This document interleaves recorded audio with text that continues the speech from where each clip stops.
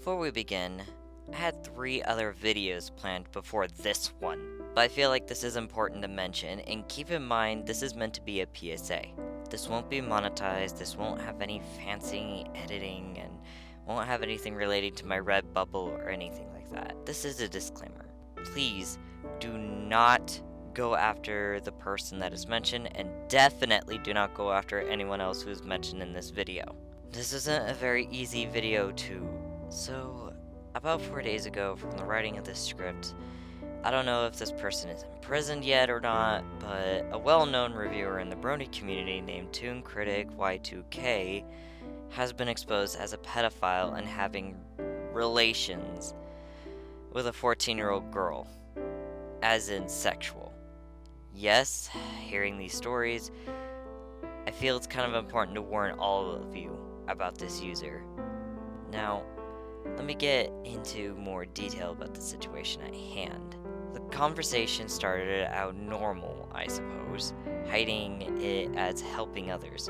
However, he was enforcing sexual roleplay while this event has been going on for around a year. Toon committed this disgusting act, and luckily the victim of this act did not allow it to go too far to the point of actual photos. She is safe and is shaken up, but another person was also willing to share their experience to bring up awareness, which I give great credit to. It is something that is not easy to talk about. How I heard about this story was originally from a channel called Maluminous, who I originally saw the video from. Hell, I get all my brony news from them. Anyway, he talked about the report and the allegations, and it honestly broke my heart. I don't know Toon, and we only had one run into one another. More on that later, and it was worrying. I searched as much as I could at the moment since updates are still going around. Now, there's a copy of the chat log that you guys can read for yourself. It's pretty stomach turning, and I've seen a lot of fucked up shit on the internet. This is just disgusting. And sadly, as the story updates, as the girl who was mentioned before, Abby, who has shared her story, and that is what she's going by for now. I do not know her actual name. There's people who are sharing the source of where she shared her story and thanks to her friend. And there's more people sharing their stories not only on YouTube.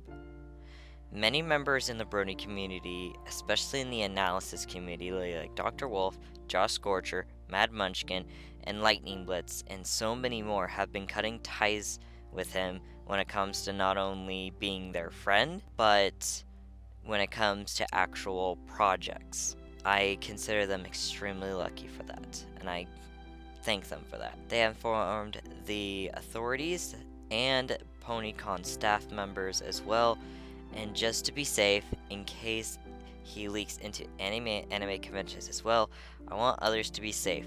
It's just horrible. Please, there has been people going back all the way to 2006 telling their stories, talking about the sexual assault they have had at conventions. This is honestly news to me. I found this out today. I'm sure some people may be curious about my experience. It was before I deleted my Skype, and mind you, this was the best of my memory. It was on an adult site called Furries Extreme. Due to the fact that my Skype was on my profile, he pretty much tried to pull the same shtick with me, and tried to get me to go to Evergreen Northwest just to have sex. Mind you, at this time, I was 22 years old. I am 23 now. It didn't go for long. The second I realized who he was and told him I was a fan of his work, it kind of just stopped after that. I tried having conversations, but he wasn't interested, I suppose, so we never went as far as the others. I have some final thoughts, and before I get into that, I like to point towards everyone else's videos I have got the information from on the subjects. Links to their videos will be provided below. And to his ex-friends, I do sympathize with you with this happening. I really, really do. But yeah, I'm kind of curious if you guys already knew about the groping of women and children at conventions or not, or his manipulation. I'm not going to be too harsh on you guys because when you're brainwashed to think a certain way by an abusive person, then yeah, it's kind of hard to stand up to them. And I am willing to forgive you guys if it's a matter of not knowing the other horrible shit that has been, manipulated happens, sadly. And I do give you credit for calling him out and telling him what needs to be done. I don't know if you knew about all this, and I feel like you didn't from everyone's tone. And how some of the victims are speaking, it seems like he was trying to keep them quiet.